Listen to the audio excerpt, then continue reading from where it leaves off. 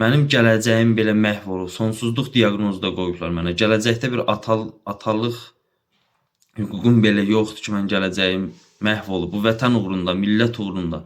Sizdən artıq dərəcədə xahiş edirəm ki, bu haqsızlığa son qoyulsun. Gəncə şəhər Dövlət Yol Polisinin əməkdaşlarına bir son qoyulsun. Xahiş edirəm sizdə, mənim bu işimə baxılsın.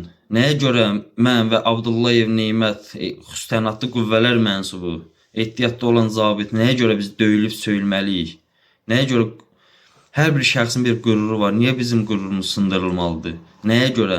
Cənab Ali Baş Komandanın tərəfindən hər bir qaziyə medal təklif olunub, imzalanmış şəkildə.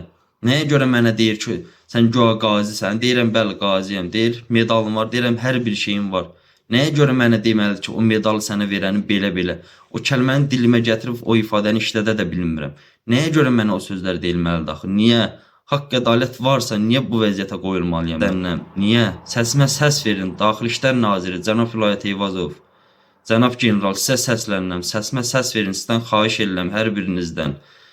Axırda məni elə bir vəziyyətə gətirib çıxarıblar. Canımdan bezmişəm. Öz canıma qəsd eləmək istəyirəm. Xahiş edirəm sizdən.